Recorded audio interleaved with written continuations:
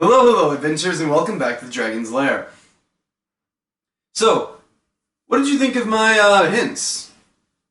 I say hints for a very specific reason. There were two, actually. If you look and paid attention, you would know that I mentioned that it was a book series, which narrowed down the category you were looking through quite a bit.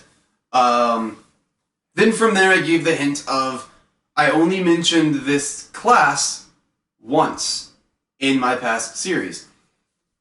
So, yeah.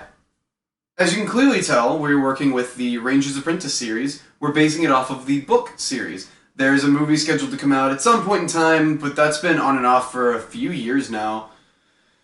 So who knows if that'll ever actually happen. I'm excited for if it does, but if not, not the end of the world. I have the book series.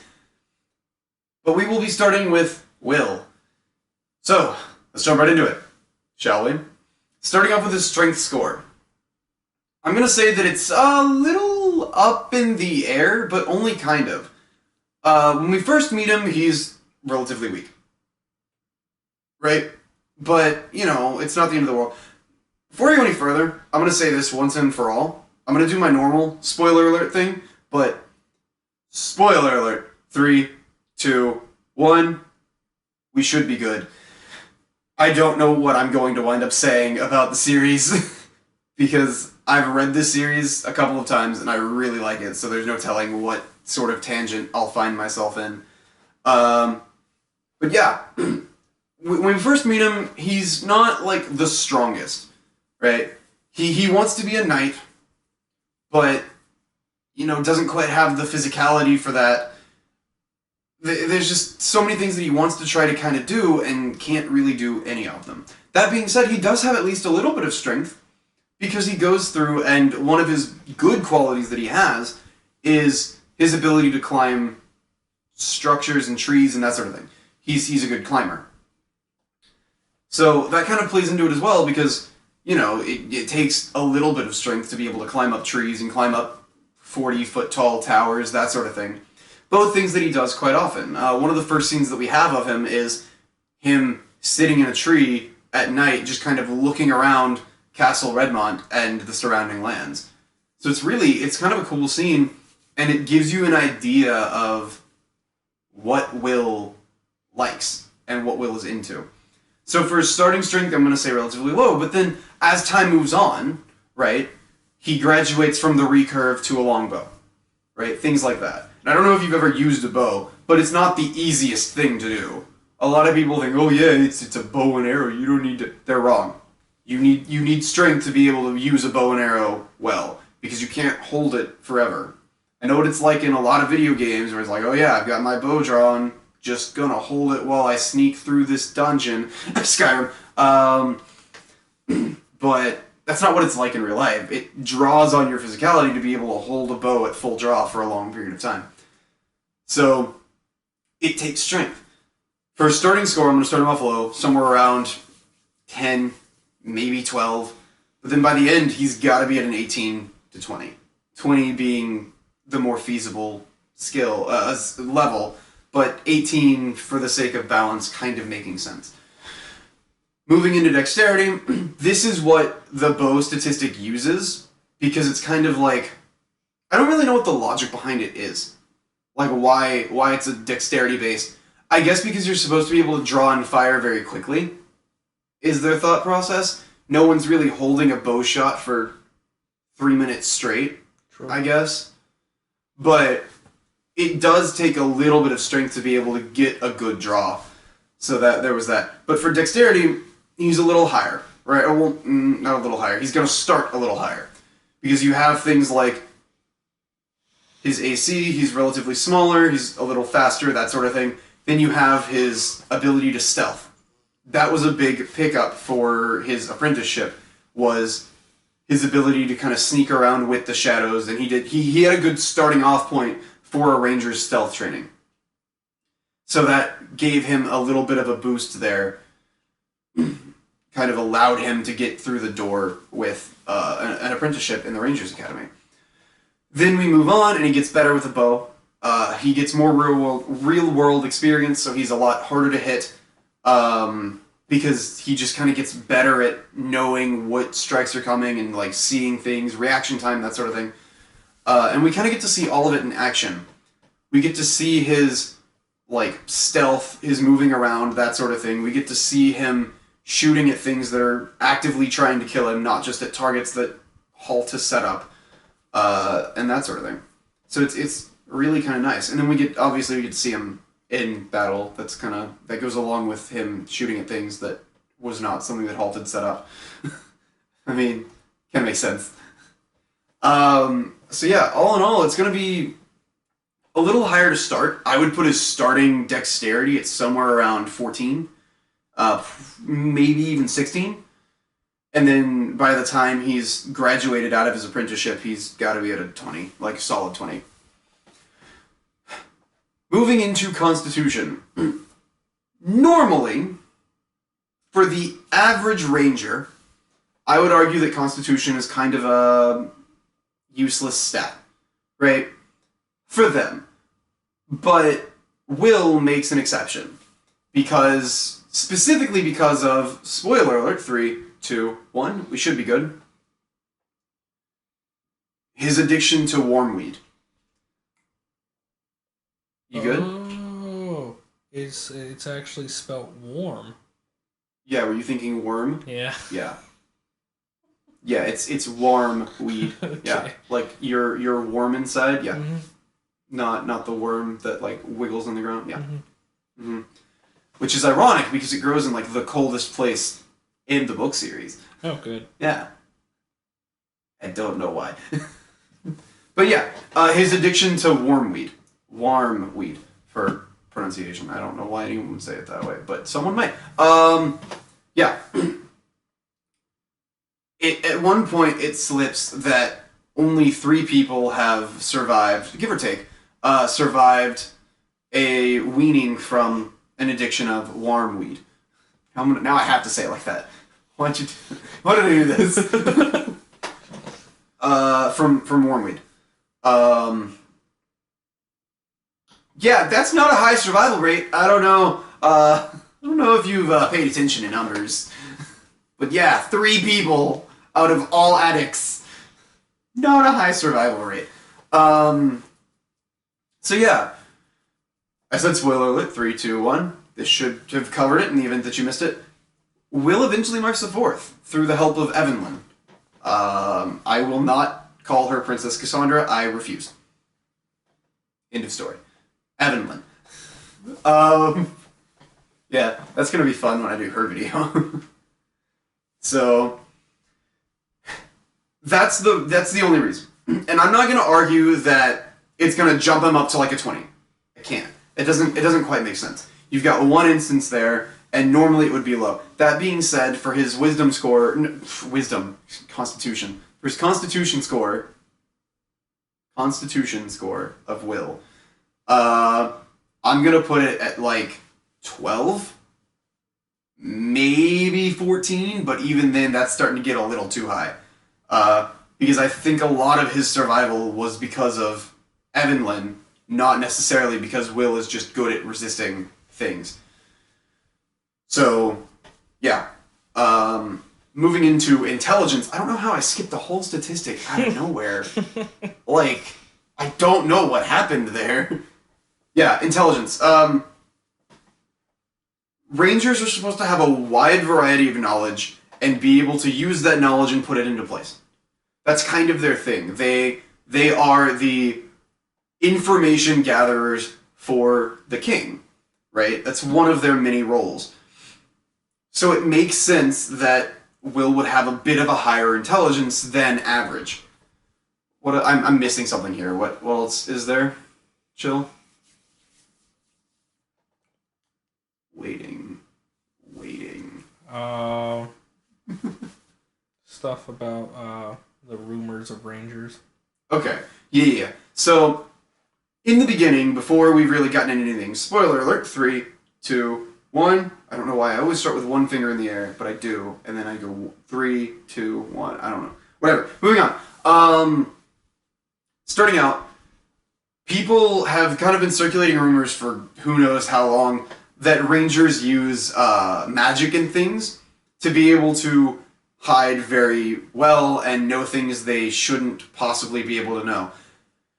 And Will falls victim to that. He's one of those people where in the beginning he's like, oh, Rangers are sorcerers, because that makes sense. But yeah, that's kind of what he does. Then after about an hour he realizes, wait, you mean this man isn't a magician? So he kind of realizes very quickly that that's not the case. They aren't sorcerers. They're just really good at hiding because of their cloaks. I don't have a cloak on me, but cloak. Yeah. They're good at getting information because they go around and they ask questions. Like, they ask a lot of people a lot of questions. That's kind of their job. So, because of that, and because Rangers are supposed to keep up with information from around the kingdom and outside kingdoms, that sort of thing, I mean, at one point, they even send Will and I believe a few others out to, I think it was called Iridia. I think that was the name of the, it's been a minute since I've read that book, but yeah, they send them out to a place called Iridia with the intention of, like, mapping the landscape of Iridia, because no one had ever been there, and it was a very closely guarded secret. So, like, that's the kind of thing, they go out and they gather the information, they're in the field going out and doing things. So because of that, a bit of a higher intelligence makes a little bit of sense. So I'm going to go with somewhere around 14 for that. Is that what I have written down? Yeah. 8 to 16. 8 to 16? Probably because of the beginning score, and then 16, yeah. So 8 because he fell victim to the Rangers or sorcerers, and then 14, 16 being that it's their job to go out and get the information, that sort of thing. Thank you. Now we're going to move into wisdom. So, there's a little bit that goes along with this, where in the beginning he doesn't really know a whole lot and isn't really able to put his abilities and what little he does know into practice, but towards the end of his, like, apprenticeship, he's one of the best Rangers there is. And that's because of the real-world experience he has with, spoiler alert, 3, 2, 1... destroying Morgorath's bridge, going in and fighting with the Scandians, trying to escape the Scandians after being captured, and then going in with Evenlyn afterwards with, like, the battle for Scandia where he defended against Temujin. I don't know how to pronounce that. First off, I know you don't know. Okay, well, there's the Nihonja, which is not this. But then there's the Temujin warriors, which the Nihonja book mentioned. And there's just so many things going back and forth and all around. It's so weird. But yeah, they were the Temujin horsemen, is what it was, that were invading Scandia. And Will is like, I know y'all just tried to enslave me for my entire life, but what if you didn't do that, and I helped you not die? Ah, yes, the negotiator. Yes. So yeah, all of that real-world experience kind of goes through, and then by the end of it, he has the real-world experience. He's had to put his abilities and knowledge to use, that he's gotten a better score. I mean, there's just a lot of things that go into play here. Then you pair it with the smaller things, like when he decided to 1v1 a crossbow master. First off, bad call, but he was smart about it. He was like, I'm gonna do it outside of the crossbowman's effective range, which means he's more likely to miss, because crossbows, at least compared to the longbow, is not that hard to use. So yeah, and then he was like, wait, this guy's also gonna try to dodge my arrow, so I need to account for that, and then he like one-shot him. Yeah, it was really cool. It was really good. It was a really well-written scene, in my opinion, honestly. So I think he got the timing of it right. Like, you could feel the build-up and the tension, and then the timing, the payoff was great. But yeah, smaller things like that, where he's able to just correct for someone trying to dodge out of the way of his arrow, that sort of thing. I think to begin with, it's going to be relatively low, probably somewhere around like 6, because he's just not able to put anything into practice. time and time again, he complains about missing his simple shots when there's nothing happening around him. He's just taking the shots, and he can't do it. But then, push comes to shove, and he's been forced to put everything into practice and know what he's doing and be very good at it. And he gets very good at it. So by the end, I think he's going to be up somewhere around the 18-20 mark. Honestly. I hate to be the one that's like, 20, 20, 20, 20. But, like, that's kind of where it goes by the end. But this is the main character, and it kind of makes sense because the main character is going to have to be the one to, like, do everything. Mm-hmm. So, for a more balanced D&D campaign, I could see something like 16 to 18, but if you want the real score, which is what I've been giving thus far, 20 makes the most sense. Then we move into charisma. And I don't know how this happened. Spoiler alert, 3, 2, 1, we should be good. This guy ruins what would have been a 3-way, like, love triangle to see who gets to him. I don't know what he did. But yeah, at times he had Alice, I'm gonna say Alice. Don't correct me. It's Alice. Sorry, I'm just an American. It's how I say this. Evelyn. Again, not saying Cassandra. Again, don't correct me. It's not gonna happen. And then Ginny. Ha! I got that one right. I know I can pronounce that name. But, like, in the beginning, you kind of feel like, okay, it's going to be between Alice and Ginny. Because, like, it's kind of building that way. Because they mention people like Horace and George, and Ginny's like, I'm good. And then she kind of had a more of a soft spot or sweet spot for Will, because Will was, like, super cool, right? And then Alice, they had this special connection, and I'm not going to spoil anything for it. And then Will meets Evelyn and goes on this 3-book-long journey with her. And then for some reason, she gets back and is like, nah, I'm good. Thanks for saving my life. And I know I saved yours back there a couple of times, but I'm good. I'm mad about that. But I do think it worked out well. I'm not going to spoil any of the relationship things that happen. But yeah, it's one of those, like, this could have been way different if he were just, like, slightly more charismatic, but he's not.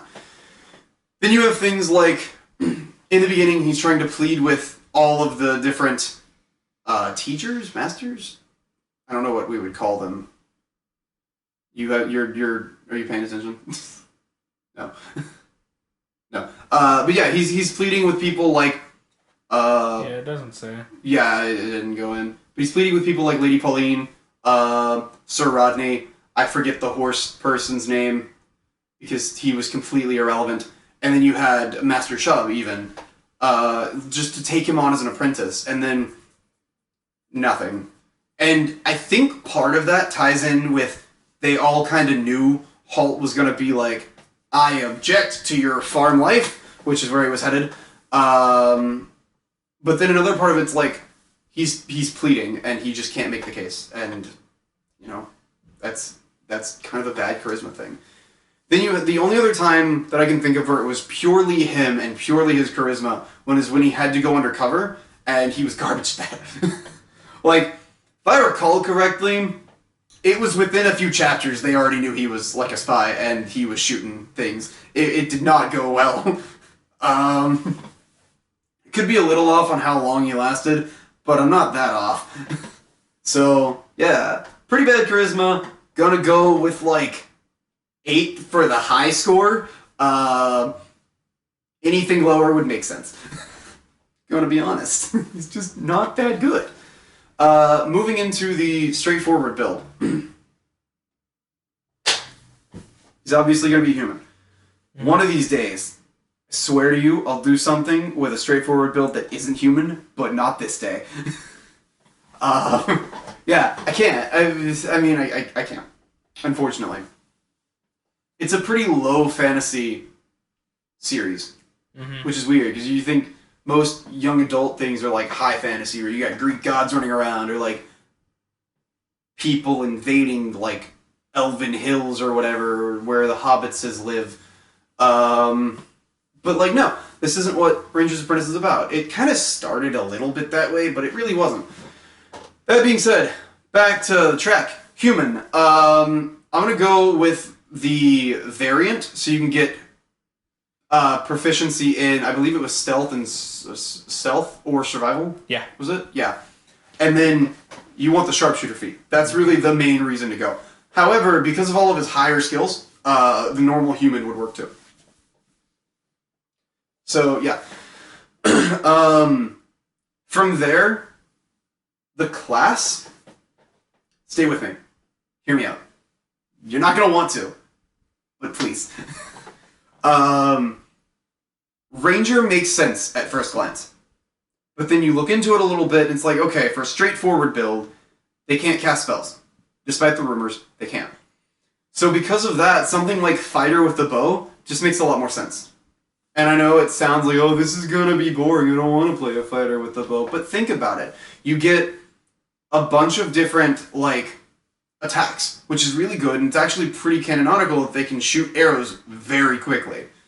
So you have 4 attacks maximum, plus the action surge can make it 8 in a round, but then you're out of action surges. So, yeah, you win some, you lose some. But then you add things like the Battle Master stuff into it from Fighter with a Bow. Chill, do you want to help me out here? Mm-hmm. You gain a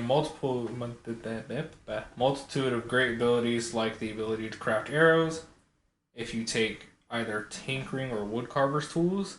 Yes. Although, you might talk to your DM about that, they might not let you do it at all, and then they might also say where you have to do something like Fletcher's tools, even though those aren't main tools in the game, which I think they should be. It doesn't really make sense to me that they're not, and maybe I just missed them somehow. It's entirely possible. But, like, yeah, you get the ability with that to get a tool proficiency. So you do that, and you might be able to even craft your own arrows, which would save you a lot of money buying them. That's not what I meant, but thank you. Oh, was it not? Yeah, the Battle Master stuff is what I was headed. All the different... maneuvers? Yeah, the maneuvers. Oh, okay. Yeah. Any real order. Yeah, it's not important. It is important to note, though, that all the attacks are weapon attacks, not melee attacks or melee weapon attacks. So all of these that I've picked can be done with a bow. Important to note. Go ahead. Cool. Trip attack can expend 1 superiority die to attempt to prone the target. They must succeed on a strength save and be large or small. Larger, smaller, right. So large, medium, small, tiny, that group. You add the roll to damage. What's superiority die? Superiority die is something that the Battle Masters get, which is what this is, to get the maneuvers. Okay. So that'll be shortened to SD pretty soon, just so you know. But yeah, that's what a superiority die. It's kind of like the sorcerer's sorcery points or monk's key abilities, that sort of thing. It's specific to the Battle Master. Cool. Next one is push and attack. Expend a SD. The target must make a strength save. On a fail, they are pushed 15 feet away from you in a straight line. The SD roll is added to damage. It's assumed that objects would not break. That's up to DM. Yeah. So like they might be able to fall over a wall if you are able to push them up to a wall and your 15 feet of movement would go beyond it. They might fall over it, or they might stop. That would really be DM's discretion. It's assumable though that like they wouldn't be pushed through a stone wall, like a half high stone wall. They might fall over it, but they wouldn't like break it. Is kind of my thought process. Although if you're doing something like extreme D&D, they might. What's the next one? Disarming attack. Yes. So that one. Sorry, just to get back in here and that they're not just staring at me for no reason. Yeah. Disarming attack. You expend an SD, add that roll to damage, which is really nice because you get a little extra damage. And then they make a strength saving throw, correct? And if they fail, they drop an item in their hand of your choice. So you can be like, you drop your sword, or you drop that healing potion, which then might break. It falls to their feet. I would argue then that they would have to expend movement to pick it up, like you do with getting up from prone. Maybe like 5 feet of movement just for the sake of it. And then, yeah, cool. Next. Ambush. Ambush. You get to add a superiority die to either initiative or stealth rolls, correct? Mm-hmm. Cool. Next. Bait and switch. Ah, yes, the old switcheroo.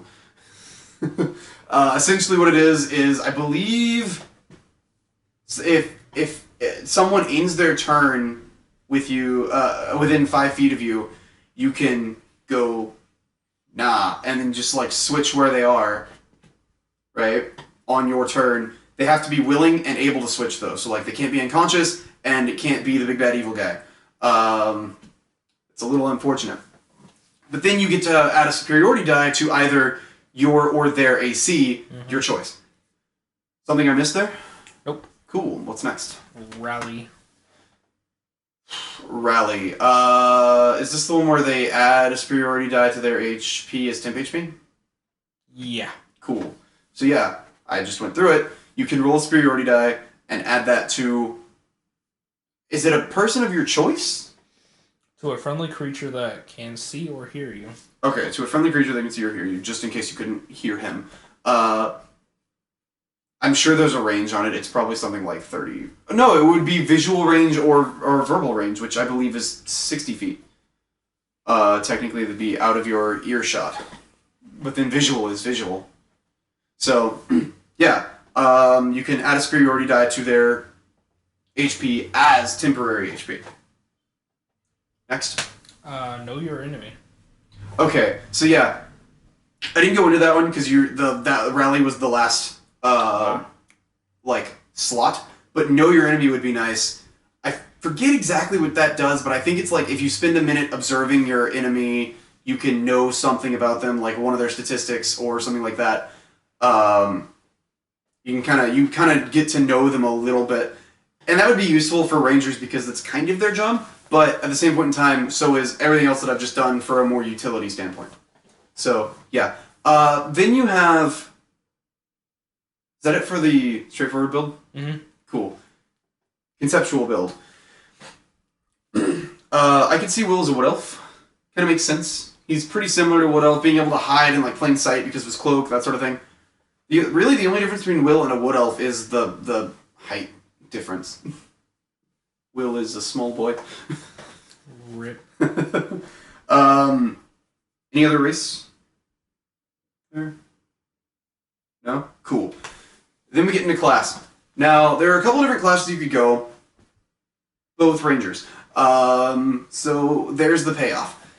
The first one... Let's see, let's go through the generic ranger stuff. Hit me up with the favored enemy, I believe. Ooh. What's first? Proficiencies. It would be nature and survival, correct? Do I have something else? Survival, nature, animal handling, or athletics. Okay, so you would do survival and nature, then you could choose between either animal handling or athletics.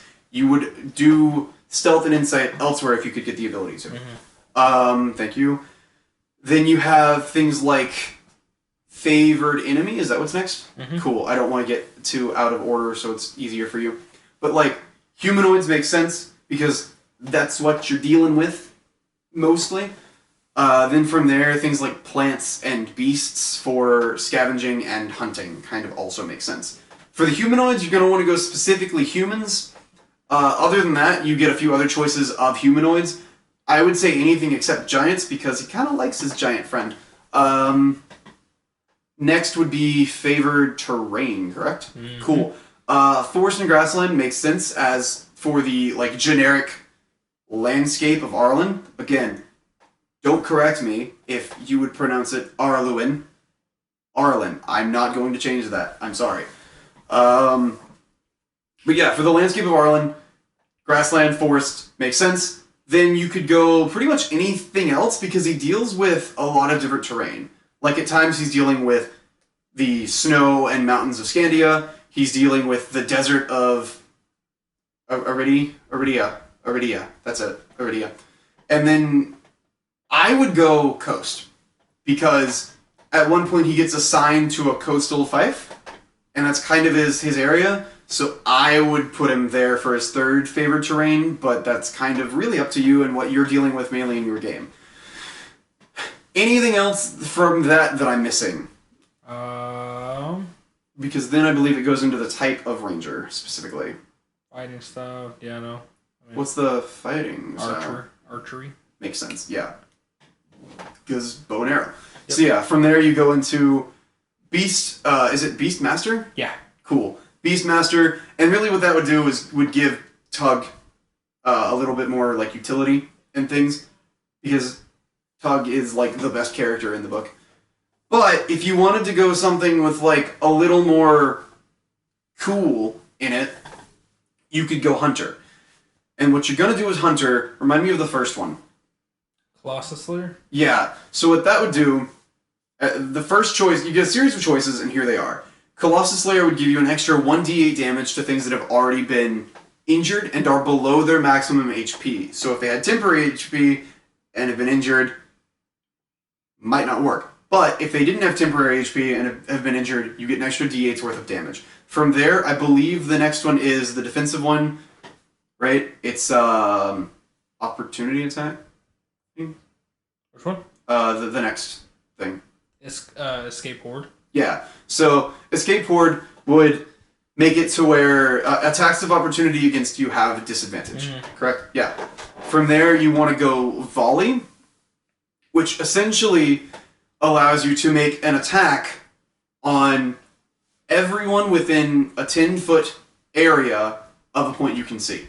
So 10-foot, I would say a 5-foot radius or 10-foot diameter area, although that would probably be DM's discretion. I don't believe it's specified either of those. Remember, that's the thing Nathan was trying to do against us that one time. Yeah. He wanted to do Volley and Horde Breaker at the same time. It's like, wait a minute. No. But yeah. So yeah, if they're within a 10-foot area of a point you can see, you can use your action to make an attack against everyone in that area. From there, remind me of the last set. There was Still Will as well. Was that one? Wait, that wasn't the same pick. That's got to be the next thing. What's it say? No, it was before. Still Will gives you advantage against being frightened. Okay, so instead of going Escape the Horde, you could do Steel Will, which gives you, as he said, advantage against being frightened. I would go with Escape the Horde. Just from my general thing, that would be my pick. But if you have a DM that's constantly trying to use the frightened thing against you, you could do Escape the Horde, or no, Steel Will, which would, kind of say, stop it, to the DM. Now we go to the next. Now we go to the weird stuff. Evasion, Uncanny Dodge. Evasion and Uncanny Dodge, we all know what those do, but essentially, Uncanny Dodge makes it to where when you get hit with something, you can use your, I believe it's a reaction to half the damage. And then Uncanny Dodge, Evasion makes it to where if you fail a dexterity saving throw, you take half damage, and if you succeed, you take no damage. Rogues get them both, which is really nice. But unfortunately for this, you only get one or the other. That being said, I wouldn't do either of them. I would go with, what is it? Stand Against the Tide. Which would essentially make it to where when someone hits at you with a melee attack, this unfortunately does have to be melee, and I'll get to why here in a second. But when someone misses you with a melee attack, you can make them re-roll that attack against someone else within their range of your choice. So, essentially, the reason I would do this is for more story thing, where it's like, Rangers are often alone, right? Their old saying is, one riot, one Ranger. So they're usually on their own, and this would essentially keep you from getting swamped. So, you get surrounded by a bunch of bandits, you go, okay, cool. And then you've got a really high AC because of your cloak and all of your abilities, and they miss you, and you go, nah, attack your friend over here. And that's kind of why I did that. Then if you were to combine it with, combine any of these abilities with like a level or two in Monk and make them just a little bit more hand-to-hand friendly, so you didn't get caught out with just a bow, which is canonical. They have things like brass knuckles and like small rods they use in melee when they need to. You kind of have yourself a weird D&D build, but a really good Ranger's Apprentice build. Into backstory. Correct? I didn't miss anything? Nope. Cool. Into backstory. Will starts off as a ward of Redmont Fife. He unfortunately never got to meet his parents, but that didn't stop him from trying to be like his dad, who he knew was a soldier in the king's army.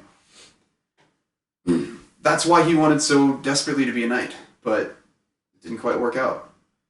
All of a sudden, Holt kind of materialized out of nowhere on his choosing day and said that he would take the boy called Will as an apprentice. And that is where his story begins. As for the items and animals, I really only have one item, and then I really only have one animal. Starting with the item, the Ranger's Cloak. That's not true, I have two items that I didn't write down. I don't think. But yes, starting with the Ranger's Cloak.